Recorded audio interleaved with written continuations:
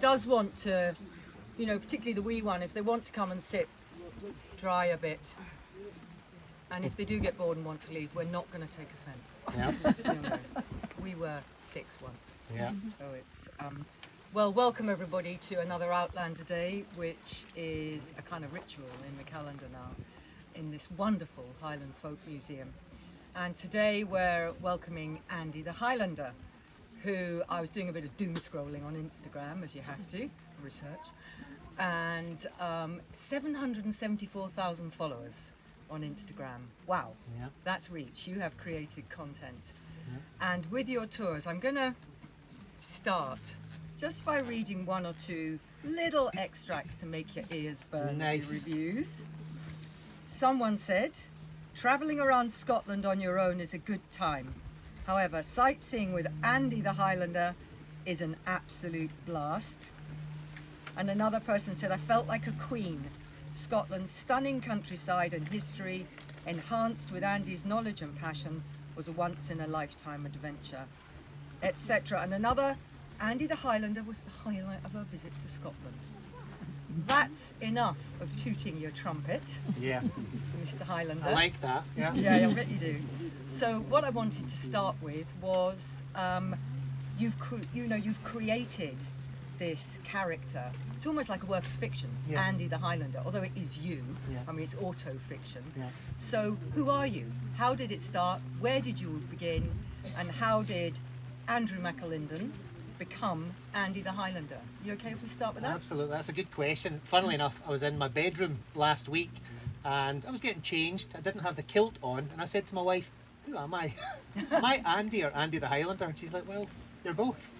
But this all started, here we are today on International Outlander Day, 7th of June. But this journey for me from being Andrew McAlinden was after filming on Outlander. So I was one of Jamie's men in season 2. So I filmed about 35 days on season 2 as a Highlander. And in season 3, I was a Highlander, a red coat, one of the town guards, Jamie's leg double in one of the scenes. And my family have gone on to film on multiple seasons of Outlander and maybe even the prequel, maybe. So it started off as a persona. I did a video in my garden back in 2015 demonstrating how to wear the plaid, and the video went viral. That was your legs, you know that. It was the legs, you know. But it got over 5.3 million views in the first 30 days, and I was getting better known in the Outlander circle. Before I set the tour company up, people would come from abroad and I would meet up with them for a coffee, get them dressed up in the kilts, maybe do a wee sword fight with them. And I then went on to set up Highlander tours and became one of the busiest tour guides in my country pretty quickly. So that's really how the Andy the Highlander thing came about. It started off as a persona, but this is who I am now. It's Yes. really weird, you know. Yes. I dress like this every day. I don't even know who old Andy is anymore. This is who I Yeah. am now. Whether it's social engagements or doing the tours, this is who I am. It's really strange. I pick the kids up from school dressed like this. Do you? Yeah. How do they feel about that? They're not at the stage where they say, Dad, could you drop me 100 yards down the Well, road? yeah, the 12-year-old son doesn't want me anywhere near his school because he's in first year now. But Yeah. Lana's 9, and I was at their school a few months ago doing a talk on Loch Ness Monster, Rabbie Burns, Outlander, and Lana still thinks I'm cool. So that's nice. Yay. Yay. But it must have transformed your everyday life because you're an electrician to trade, That's weren't you? right. That's how you trade. Yeah. You trained. Funnily enough, my godson's an actor and he's just trained as an you electrician. go. He's gone the other way. Brilliant. He's trying to do both. How's it changed your everyday life? I mean, what's your life like now? So, Is yeah, it seasonal, or I mean, how much are you at home, and how does the Yeah. wife take it? Is she here she's not here today. to give us her Yeah, opinion? she's having a break. But Yeah. when Anna and I got together, my wife's from Croatia. When she first met me, I was just crazy Andy. And yes, I did have kilts and I had swords.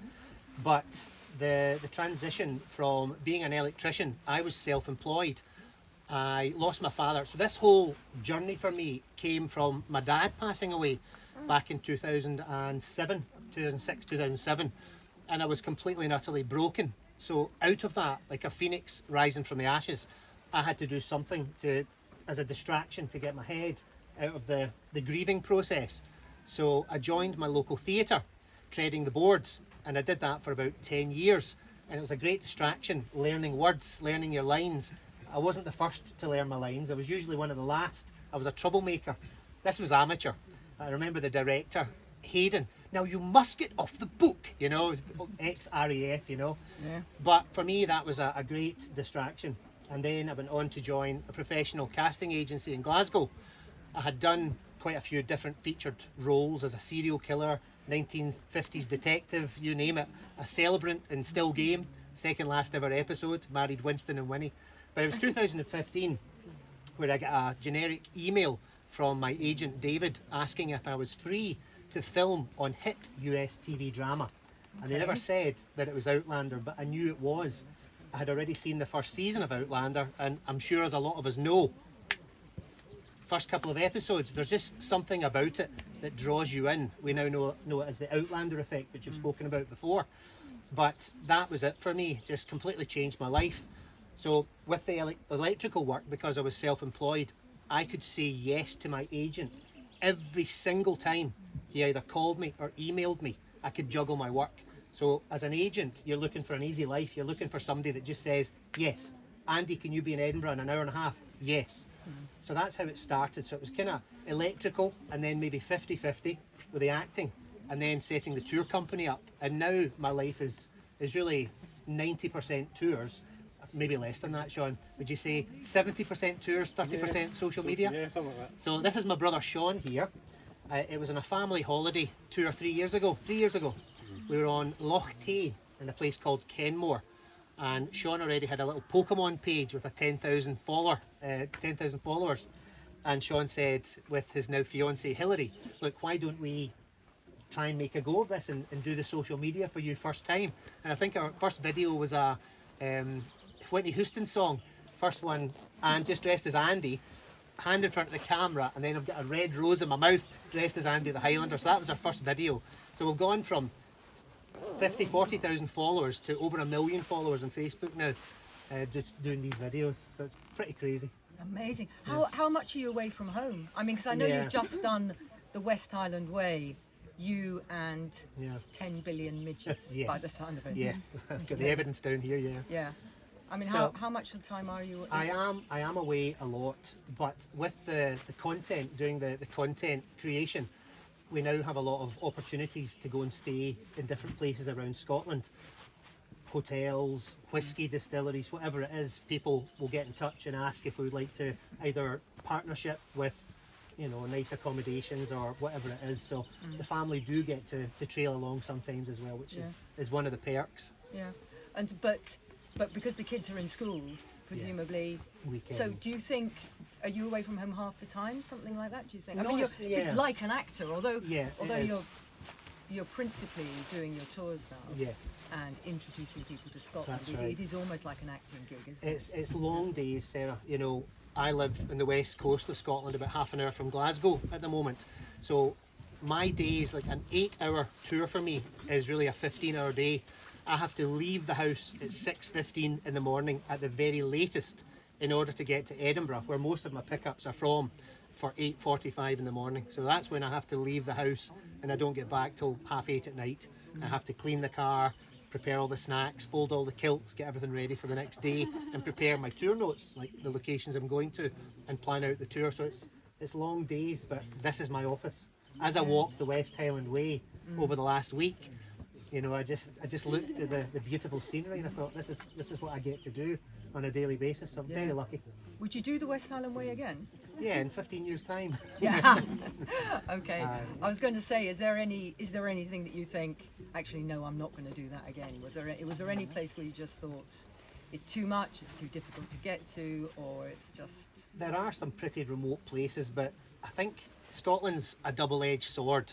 We have a problem with over-tourism at hotspots like the Isle of Skye. I do mention Skye in my book, and I kind of wanted to maybe try and avoid it, but it is just so stunningly beautiful. But I do try and take people away to other places like Islay and Arran, for example. I was on Arran, which is known as Scotland in miniature. I was there a couple of weeks ago, down at the Scottish borders, trying to take people to places that are less well known. So do you suggest tours to them, or do people come and say, this is what we want to do? Yeah, it's a mixture. Usually they'll have an idea whether it's an Outlander themed tour, whether that could be a 1-day tour or a 5-day tour, or they might have Scottish ancestry up in the Highlands, whatever it is. They might just tell me, look, I love Scotland, I've seen the videos, and can you suggest a tour, maybe doing some of the Highlands? I've heard Glencoe's nice, you know, whatever. Yeah. So, And how? aye, yeah. And what's your favourite place? Do you have a favourite? Do you have a favourite? Favourite. Well, like, let's do Yeah. it into favourite place out in the wilds in nature and favourite place in the built environment. Glencoe. Is it? Glencoe is just, for me, strikingly beautiful. I mean, the Three Sisters, these mountains were formed over 480 million years ago when the two continents, Avalonia and Laurentia, collided. The valley of Glencoe 12,000 years ago with the retreating ice, it's just ruggedly beautiful. Built up, well, one of my favourite places to visit is the town of Couros on the east coast, and it's supposed to be the most haunted town in Scotland. I've had a lot of things happen to me in Couros Palace, and there's a woman that works there called Linda. I'll just tell you quickly about this. So Linda's got a gift, right? She's done past life regression with me, and some interesting things God, came I'm up. asking who you are now. So this I'm is gonna ask crazy. Who you Well, were. I was actually Adam Smith. Oh my, So were you? This is crazy. So I get goosebumps there. So Yeah. Good grief. she did the past life regression, and I'm in the ground. I could see cobbles and graves. I look up and I can see Calton Hill, and I said all of a sudden, Smith, right? That meant nothing to me. I didn't know who Adam Smith was. And then I said 1776, right? This is really weird. So I came to, she brought me back in. So we Googled Smith 1776, League of Nations. Is that The Wealth of Nations. Wealth of Nations? It's basically the primer for caring capitalism. It is capitalism, but obviously someone has run with it the wrong way. But Yeah. anyway. So that's what came up with that one. But anyway, this place, Couros Palace, Linda, who works there, she gave me this recently. She's given me pyrite before, which is fool's gold. She's given me black obsidian. I can't remember what you call this one. Yeah. Anyway, she sent me a message 2 weeks ago on my way home from a tour. I was about 20 minutes from my house, and she told me that she'd had a dream about me the night before. And she said, please be careful near your house, round the corner from your house, on a back road. And I'm thinking, that's weird. But I did slow down. Got home 20 minutes later. Horrible accident. 3-car pile-up on the country road, about a minute's 30 seconds drive from my house. So anyway, yeah, crazy place and crazy energies from this place. Yes. Yeah. But Adam's, have you had have you had dreams about being, I mean, he's one of the luminaries of the Scottish It's funny, Enlightenment. you know. David Hume, Yeah, William David Robertson, Hume, yeah. Adam Smith, these are the great men Scottish of, Enlightenment philosophers, you yes, know. of the Athens of the North, Absolutely. when Edinburgh Yeah, they really was challenged, the Athens yeah. of the North. So that was really strange. Respect, by the Yeah, way, there you for go. being And the Adam fact that he Smith. wrote a book as Yeah. well, I'm like, it must be me. And there's Yeah. a statue of Adam Smith just down from St Giles Cathedral, and he's got massive calf muscles. Yeah. So it must have been me. Oh, it must have been you. It must have been you. So what do you let's do a bit on the supernatural then. So you what do you believe? What do you believe the supernatural is? How do you let's start with Yeah, that. so Nice I believe, general question. I believe there's definitely something there. Yeah. There's two places that I visited in Scotland that I get this feeling every time. Couros Palace, which dates back to 1597, built by Sir George Bruce. He was an engineer and a very wealthy merchant. So he builds the palace in 1597. This is round about the same time as James VI of Scotland writing the book on witchcraft and demonology. And inside the palace, on the wooden fireplaces, there's loads of protection marks, the little circles, the little petals, and even the little vertical scores as well. So these are both different documented protection marks. You know, at night time, you can close your door, you can close the blinds, you can close the windows, but you can't close the chimney. So in this town alone, there were over 30 men and women tried for witchcraft. You know, it's just horrific. They're chained to the rocks and drowned. So that's one place that I have had a few things happen. I write about it in the book. I'll tell you quickly. So, say 15, 16 years ago, mum and dad and the little girl are visiting the palace. They're in the laird's bedroom, and the little girl sneaks into the strong room. In the 16th century, they didn't have any banks, but they had a strong room. Stone floor, stone walls, stone ceiling, bulletproof, fireproof, with 2 recesses in the walls, the coffre-fort, safes, to keep the money and the important documents. So the little girl sneaks into the strong room, and the mum hears her talking to someone. She says, "Who are you talking to?" And the little girl says, "The man, mummy." "What man?" "The man with the funny collar." There was nobody there, so they go upstairs into the painted chamber, and as soon as they walk through the room, the little girl points to the portrait of George Bruce on the wall with the big funny collar. "That's the man there, mummy." So like total goosebumps. But my story comes after that. It was about 6 years ago, day before Halloween, day before the palace was to close for the season. The staff had pinned bay leaves onto the wall to warn off the evil spirits, and there was a small chair with a mannequin doll and wearing a little linen gown with a linen hat. Hello, so the Chucky. very second, the very second that we walked into the room and I said, "That's George Bruce there, the man with the funny collar," the bay leaves went, fell on the floor, and the hat that was on top of the mannequin flew from one side of the room to the other. We were standing there. The woman looks at me, she looks at her husband, and she kind of smiled and said, "You guys did that?" I was like, "No, we didn't." So that's just one of the stories. I've heard heavy men's footsteps above. I've had women on tour with me screaming, jumping back, "Who pulled my hair?" Women bursting into tears, all sorts of things. So that's one place. The other place is the Greyfriars Kirkyard. Oh, So yes. George Mackenzie, who was known as Bloody Mackenzie, he was the man responsible for the persecution of the Covenanters, those who rose up against the signing of the Covenant after the Battle of Bothwell Bridge, and he allowed the guards to torture the prisoners at will. So a few years ago, I'm doing a talk on the stairs in front of his mausoleum. The first photo that was taken, now this was completely pitch black, it was night time. First photo was completely normal. The second one, I had this green glow behind my head, and I will never ever stand there again. No, you wouldn't. No. You wouldn't. I read, just as a kind of, adjunct on the supernatural and what it might be. I read an article once in a friend's toilet, as you do, because the magazines are there, and it was The New Scientist, which I do not usually take, not being a science person. And they were talking about dimensions. We have the 5th dimension, the 4th dimension, and space and time and everything. And scientists say there's 25 dimensions or something that we can't perceive them all.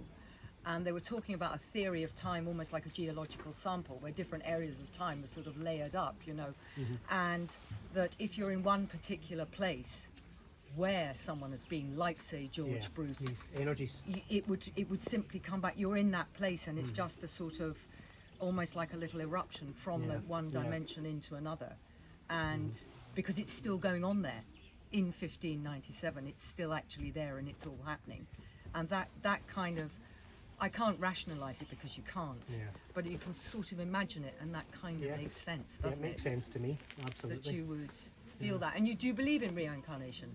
I do in a way. Because as Adam Smith, which is a tangential thing. Yes, I think I do too. Used to be, we used to be a sort of Christian country, but it was they, until quite late, until about 11 or 1200, it was quite orthodox to believe in reincarnation, and then they made it unorthodox and heretical. But that doesn't account for it in any way, does it? Yeah, in the book I talk about a taphophile as well, somebody that likes to hang about cemeteries. I'm in these ancient sites on a daily basis, and like you say, they say that the energies can follow you, whether they're good or bad. So that's why my friends have been giving me pyrite, obsidian. Can't remember the name of this one. Andy, know? Can't remember. Anyway, they're supposed to protect you. Is it hematite? No, Hematite. if you said it, I would get it. Or maybe come to me. On South Hewist, Yeah. they actually believe if you go into a cemetery to visit a grave, you should walk around the cemetery clockwise Right.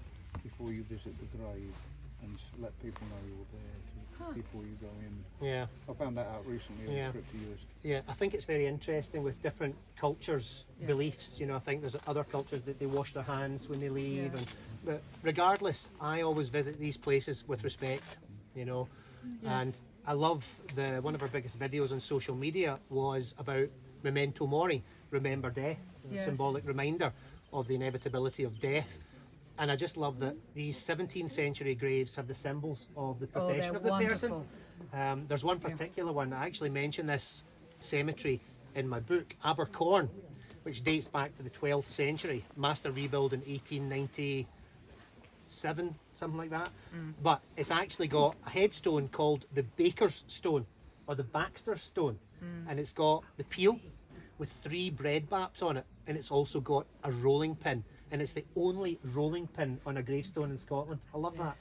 I do, and I love the mix of the domestic and the everyday, and then the skulls, the crossbones, the winged angels, Angels, that cherubs, doves. Yeah. that very inclusive, you know, sort of way of looking at the world. It's all in there. It's all, and it's. I mean, and speaking of those things, like in you almost embody that, because you've got that sort of heterogeneous mix, because like Edinburgh, you know, you've got the old Edinburgh, which would certainly believe in ghosts and ghouls and has ghost tours and Deacon Brodie and Burke and Hare. Right. And then you've got rational Edinburgh on the other side, the new town. And there they are side by side, and they're both equally beautiful, powerful, relevant, alive.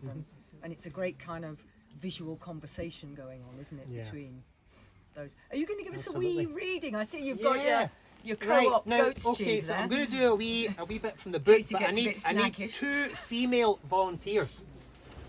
Oh, Right, one there, and I need another one. Right, up you come. Right. Right, there's one. Right, I need a second volunteer. Right. Okay. You're going to take that hat. You're going to take the cheese. Right. So, the River Ness is over there. I need you to roll that cheese towards the River Ness. Okay. Right, just roll it. I'll eat that later. That's fine. Now you've got my hat. I want you to throw my hat away as well. Right, there you go. I'll get that later as well. Right, you can sit down, ladies. Thank you. So, lots of people know about the wars of Scottish independence, the Battle of Culloden, and even the War of the Three Kingdoms. But there was another conflict in Inverness that few are aware of, the Cheese Riot of 1666.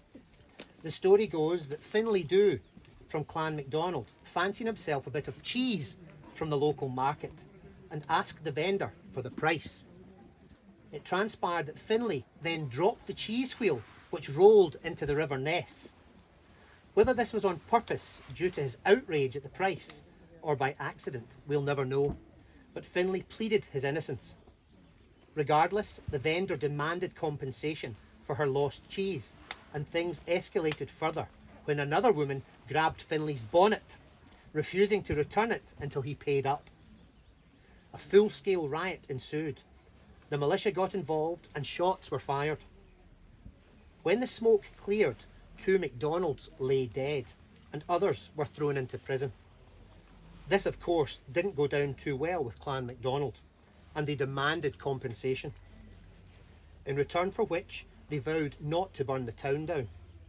That sounded fairly reasonable, except that the compensation involved the payment of £66,000, perpetual exemption from taxation, the unwavering support of the town of Inverness in times of war, at the town's expense, of course, and some land thrown in.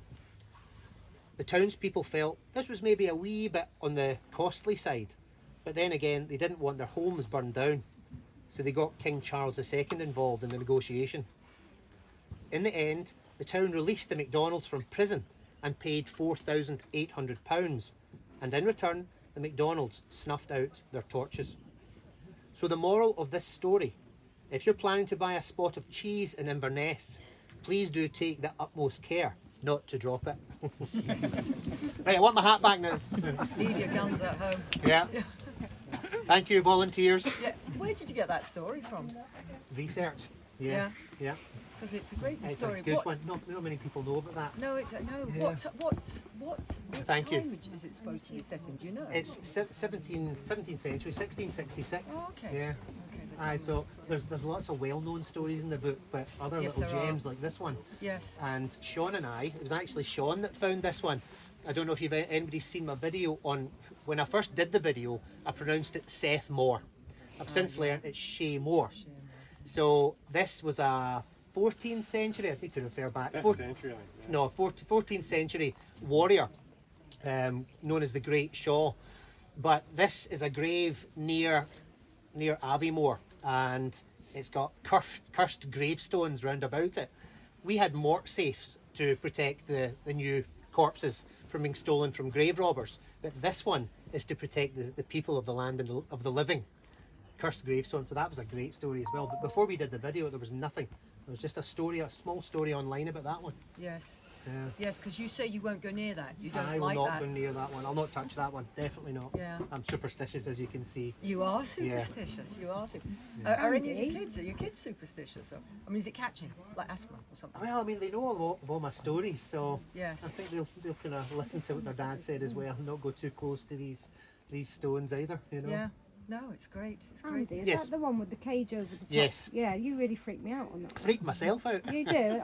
I can remember watching that, and I Yeah, just thought I'd never aye. want to go there. When you hear stories like that, you're not going to tempt fate. No. You know, some people put coins on top of them. Yeah. I'll keep Yes. at least 2 meters away from it at all times. I remember that one. I had to do the close-ups. I was fearing for my life afterwards. Nah, not me. They're like cold rooms. You know, I know there's a friend lives in a restored old tower house Yeah. castle, and another friend was involved in the architectural renovations, and she is atheist to her fingernails, but there's a room in the bottom she won't go in. It Yeah. just ice the minute she goes in there, She feels something. and she Yeah. won't go back in there, and she absolutely refuses to ascribe any meaning to it or anything else. It's just, right, I'm not going in there, I'm not going to look at it. But yet something, her reaction is violent Yeah. in a sense. Oh, yeah. You know, I'm not going back in that room. It's interesting, going back to Kouros Palace, it's the non-believers, right? It's these people who are like, "Pfft, absolute nonsense," and then something happens to them that they cannot explain, and they come out the palace shaking, freaked out, you know? Yes, more things in Uh-huh. heaven and earth. Yeah. There are, aren't there? There's another thing you were, one of the other things that you make quite something of in the book is colour. You know, and remember the hoo-ha when Stirling Castle was repainted. Yes. Well, particularly The Great the hall in King's Gold, which is a fabulous colour. I mean, it must have looked like Camelot on the hill, Incredible. and does, Yeah. glowing in the Yeah. sunshine. But that whole idea of colour in the past, I mean, colour itself was glamorous because it was Yeah. expensive and elusive, and Yeah. and how much colour there must have been in those buildings. Are you Yeah, absolutely. are you aware of that when you? Yeah, absolutely. So Sarah's talking about the Great Hall at Stirling Castle, and when they restored the castle, they put this scaffolding right round the castle so the people of the town couldn't see what was going on. When they unveiled it all, to their horror, they saw this bright building, which is a ferrous oxide ochre King's Gold, right? beautiful. It's stunning. So on a sunny day, you can see it from miles and miles away. So that was a statement. They like to show off and show their wealth. But actually, if you go back to the records, they actually state that the whole castle was yellow. You know, the existing castle, the earliest part at the moment is the Nether Bailey, which they say dates back to the 14th century. But everything else is past that. The original castle during the Scottish Wars of Independence, when Robert the Bruce destroyed it after the Battle of Bannockburn on the 23rd and 24th of June 1314, that was just a much smaller wooden fortress. But this newer castle was all in King's Gold. Yes, I just stunning. love that colour. And also the colour inside, because if when you go into Stirling, probably many of you have been there. They've restored all those roundels on the roof and the painted wooden The ceilings Stirling above. heads. Yeah. And they are everything. It was full of colour. Yep. It was full of images. It was full of words. You know, Yeah. like those painters. Is there one in Kouros? Yeah, you've got the painted painted chamber. ceiling, is there? Absolutely, yep. Which at the it's- time would have been bright and bold, but over the centuries with tobacco, sunlight, it's Yeah. faded somewhat. But yeah, it must have been absolutely incredible. I always wonder though, who's all been to Stirling Castle? So James V Palace, his royal apartments. They've recreated it to what it may have looked like. I wonder how similar to the original colours these actually are. It's I hard wonder. because yeah, everything we see nowadays is a ruin, isn't it? It's all Yes, completely gone. it is. But you get that sense when you go into if you think of what the old churches would have looked like, covered in frescoes. I mean, Absolutely. just like cartoons, wouldn't they? Brightly coloured Yeah. cartoons everywhere. I mean, with biblical stories, absolutely. and all the columns and pillars. I mean, Very they ornate. did not think less is more. They Yeah. thought Oh, yeah. more is It was more. a bold Get it statement. in there Yeah. if you can afford Absolutely. it. It's a glory Yeah. thing. Sorry, can I answer your question? Yes. How accurate are the colours? Yeah. They are as accurate as my colleague could have made them. Really? Oh, right. Wow. Really? She was involved in it. He was involved. I worked for the conservation. Oh, amazing. Right. And so, did they use natural pigments, or are they using? What they did was scrape what was there. It was the wooden head. Oh yes. They Yep. scraped them down and they lasered them. Yeah. And then they got the digital imprints. And it was at the forefront of this technology. This Yeah. was 2009. Yeah. And my colleague had the paint and he was going Google-eyed, looking into Yeah. the wee microscopes. Yes. And he couldn't decide whether it was white or pink. So he called me in and I couldn't decide either. And I left it up to the man that was paid to do the job. Right. So, so yeah, That's he fascinating. made it as accurate as possible. Yeah. And then what they did was they went down through the layers and they could tell how many paint colours there were and how many times it had been painted. Oh right. So interesting. Yeah. It is. It's so interesting. It took years.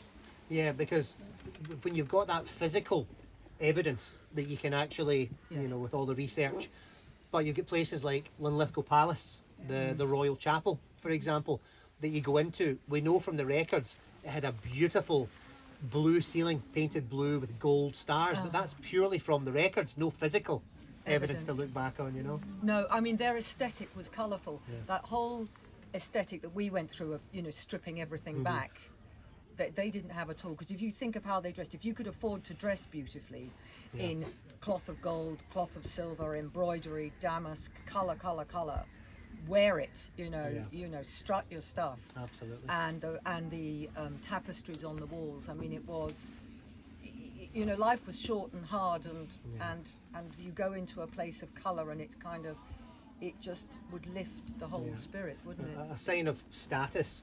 Oh, indeed. Again, of course. you know, you've got the rest of us wouldn't have had that. No, that I mean, the common man or woman would have had, you know, and Marion, I'm sure, has told you all about it, depending on what grew in the area, the dyes they could get. But with this international shipping, towns like Couros, for example, which Oh, was yes. originally a borough of barony, it then became a royal borough, Yeah. which allowed international trading. So at some point, you know, and centuries before that as well, you had these ships coming from the New World with exotic fruits like pineapples that you would put on your table and show all your guests and not eat it. Until it You had melted, you had lions and monkeys, lions and tigers and bears. Oh my! You had lions and all these exotic animals been brought in. But along with that, these things from India, East India Trading Company, these you know, beautiful Pigments. spices, And pigments. pigments. Yeah. Yeah, and it was. I remember there was a kind of, the world went crazy when they discovered indigo or something absolutely. like that. Now, has anyone got any questions? Because I feel we should be opening this out Yes. for Andy about where he's been. I have. Yep. Yes? Andy, after, you know, when you don't do the tours, what is your hobby? What you want to do when you don't do the tours? What you want to do? What you like Yeah. to do? Okay, everyone got that? Yeah. What's his hobby? What does he do when he's not touring? So I don't have a lot of free time. When I was a bit quieter before the season started, I was playing tennis with Sean, who thinks he's better than me now. You probably are. Bring it on. So I was playing a bit of tennis. I was going to the gym. But to answer your question, cooking. I like cooking on one of those cast iron Dutch oven poikies. It's a South African cooking pot. So especially going back to during COVID, I would cook from 7:30 in the morning for 5-6 hours, doing slow cooked stews and stuff like that. I'm in my happy place when I'm cooking. Christmas holidays, I made 2 steak pies and whatever else, lasagnas. I just like putting the apron on, opening a glass of wine, bottle of wine, and that's my happy place. And of course, spending as much time as I can with my family. So when you retirement, you can open the Andy's Cooking. cookers. Yeah, Yeah. of course. Andy's kitchen. Andy's kitchen. Yeah. How many are you? How many are involved in your So my wife Set up Anna, now. my wife Anna, looks after the kids when I'm not home, obviously. She's full-time mum with a million jobs, and she does as much as she can with the social media. Sean's full-time. I've got my personal assistant, Is he all right as Lily. a boss, is he? In fact, my co-writer, Lily Hurt, her name's in the book here. Yeah. She's actually in Maine, and her ancestors were actually Mackenzies. They were weavers from Inverness. So she's full-time as well. And I use subcontractor guides as well, so always very busy. Yeah. Can't sit still, Sarah. No, I've actually done no. really well today. Have you? What, having keeping you here? That's great. Yeah. And what about the future? I mean, would you like to do more film work or TV work, or where if you I mean, you've got to go with the flow with your work, but if you could shape it and if you could do it, what would you like to be doing? Yeah, good question. I mean, I've just got several messages from my agent regarding period productions. Actually, there's a couple coming up, one that we'll all know very well. And I can't say yes to them at the moment because I'm fully booked with the tours. So I think going down the line, it could be, and I've thought this for a few years, the book was the first thing. The social media, this has all kind of happened organically.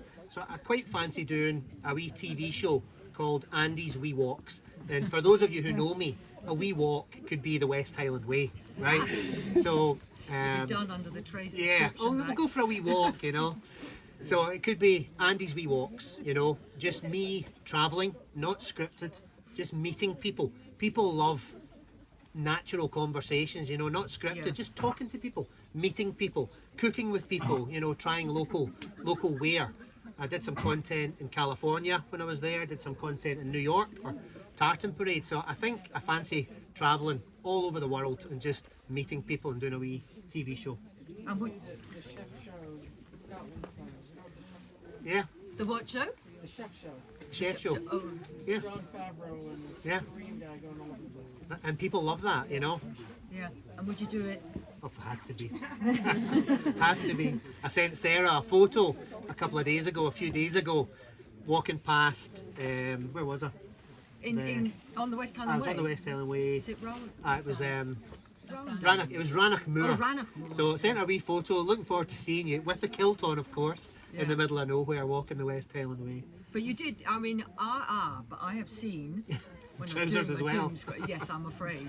Yeah. You're in the Yeah. halfies. There were days where it was torrential rain, so I had my gaiters on with the kilt, and one day I had shorts on, and then the other day I had my waterproofs with a kilt on top of it as well. So How many of these have you got? more than anyone else. I think I've probably got about 40 kilts. And Oh, really? I've got mini kilts as well for the kids. Yes, So yes. I help out with the scouts, with the cubs. I went to Lana's school recently as well, and of course I said, now I wonder if there's a volunteer. Of course, miss, you know, got the teacher dressed up in a kilt as Yeah. well. So And you're truly, how many years have you been wearing the plaid for now? since 2015. Okay, so I've 10 had years. 10 years almost every day, you know. Before this, I owned 2 modern kilts. I Yeah. got married in my kilt, but I mean, I didn't even know what a Fillmore was until I filmed on Outlander. I couldn't have told you what a dirk was or a basket hilt broadsword. All of this stuff in my head and everything I've learned has been pretty much since 2015 because I filmed on a TV show, because a woman wrote a book as a practice, and here we all are today as well. And that's how I met you as well, Sarah. Yeah, yeah. I actually remember the first time I ever met you was up at Culloden. I think it was Chris Duffy. Oh, yes. He was doing a Oh, wee and you came up to me yes. and Yeah, you know your husband saw the Yes. the Fraser kilt. Yes, well, yes, yes. And he yeah. said, what's that? I know, he's like, what's this? He'd had a Exactly. stroke. He'd had That's a right. stroke and his Fraser Yeah. lover. He said, what's Yeah. that? So that was the I first was time going to have another one. I ever met Sarah, but a few years ago, maybe 6 years ago, Yeah. 7 years ago, I had a dream. Right, I was speaking to you about this earlier on. Jacobite Gold. Oh, Right? yes. So I had a dream. Now, bearing in mind, I've never been to Inverness Tennis Club. Don't even know where it is in the town. I sent Sarah a message. I know where the Jacobite Gold is. It's buried under the right-hand corner of the Inverness Tennis Club. So it just shows you how warped my head is, how involved I am with all this like 18th century stuff, and Yes. you know. That's the Pretty mad. Jacobite gold. Now that would What's be your thoughts? a great wee walk. What do I think about that gold? I think a lot of it was taken. You know, a lot of it was taken. Whether or not it's still buried. You know, this was gold. Most of you'll know about this, but it was gold that was sent over by Spain and France, who the minute news got through that, because of course news travelled so slowly, the first phase of the Jacobite rebellion was the most extraordinary success. And they had taken Edinburgh and effectively controlled Scotland, although without the major garrisons. France and Spain decided to send gold, but it arrived too late, didn't it, on the west coast? And so it was stashed away for the second coming, essentially. Bonnie Prince Charlie was going to go to France, get men and come back. And there's been such a stushy about where it went and who took it and what for. But I mean, those were terrible, terrible times, and there was effectively a kind of military occupation and a violent pacification of the clans. I mean, Duncan Forbes of Culloden wanted the wholesale transportation of rebel clans. The whole lot, man, woman and child. Pick them up, go to Jamaica to work on the sugar plantations. For indentured service. Yes. For a minimum of 7 years. Yes, and so gold was taken because they were starving. Everything was. What do you think happened to it? I mean, do you think it's still there? I think Any of it? maybe there's some still stashed. I'd like to hope that maybe there is, and maybe one day we'll uncover it. Maybe Paul McDonald will find it, but I think you're probably right. It's probably gone. Yes. Or underneath the tennis court in Inverness. Oh, well, that's of course where it is. You just need to get your pile driver out. But how strange though, you know, it just shows you how connected I am. I have dreams. I had a dream the other night that Sam Hewn was interviewing me or something. I don't know. Strange dreams connected with this Jacobite stuff, 18th century. I used to have a thing about German soldiers during World War II. In fact, D-Day was yesterday. I used to be fascinated with World War II, and I used to have dreams that German soldiers were coming to get me. That then morphed into redcoats. It's so weird. Yes. Inverness tennis course is just beside Eden Court. Aye. So- Right, let's get the shovel. There you go. So 50-50. under cover of darkness. But it's. So, and what would be your ideal tour if you and your family were going touring in Scotland? What would be? Where would you? Your dream tour. What would it take in? I like open spaces, so it would involve going up either the A82 past Loch Lomond.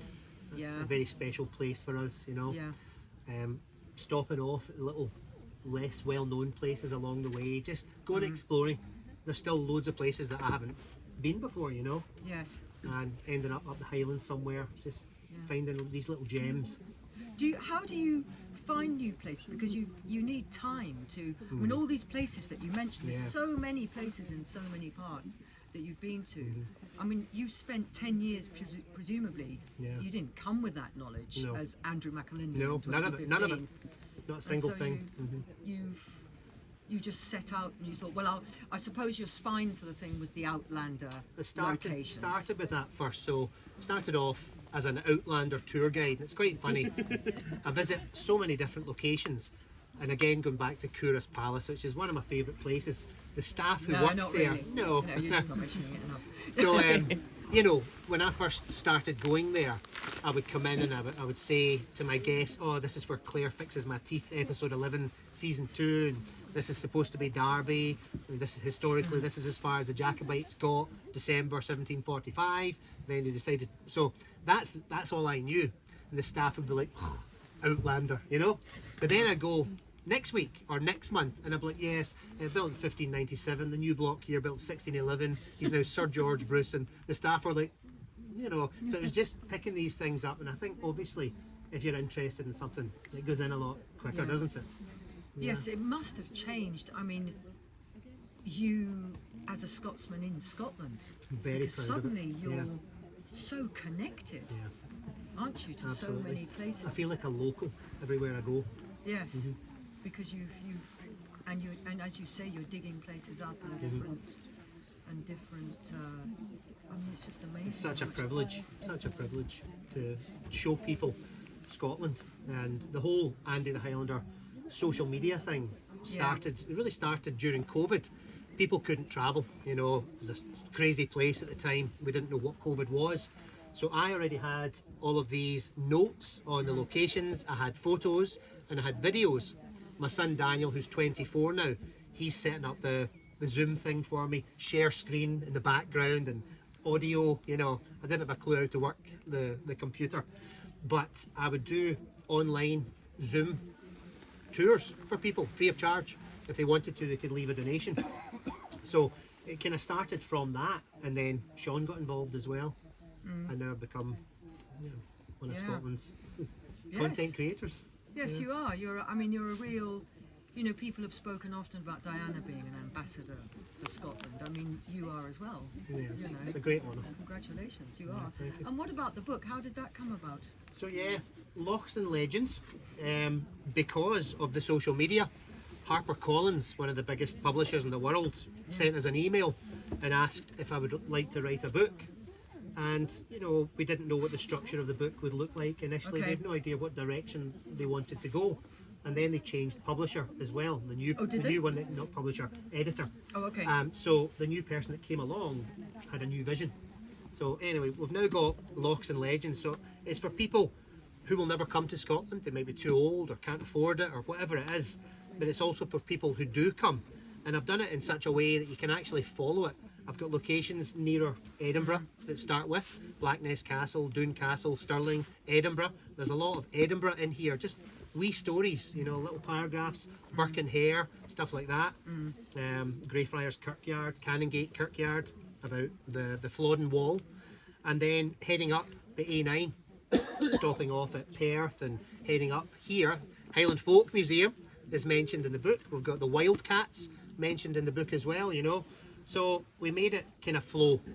And there's also an audiobook version I've done as well, which is, now this was difficult for me. I'm not Gaelic speaking. So my first day doing the audiobook, firstly, I forgot my glasses, which was a nightmare, right? But I realised, I was like, oh no, I need to try and pronounce all of these Gaelic names. So I was emailing Agif O'Brien, the Gaelic consultant, Gillibridge as well, and my friends, like, how do I pronounce? Because I wanted to try my best to get it accurate. So that's it, you know. It's great. It's just a beautiful entry point for people, I think. And I actually love the cover as well. I love that aesthetic. It's that kind of. I did that. I drew that all by myself. Did you? You being from the 18th century, and that's not right, knowing how to use right. computers, Yeah, you would, wouldn't you? But I love it. It's that sort of those 1920s and 30s train journeys. You know, take a journey. Timeless, to the West isn't Coast. it? Yes, it's beautiful. Absolutely. And there you are, Yeah, in front of Urquhart haunting Castle. your own book. Yeah, Yeah, well done, you. thank you. It's now. Any more questions? Anyone coming up with? Back to the kilts. That is the Fraser colours, but do you wear your own clan colours?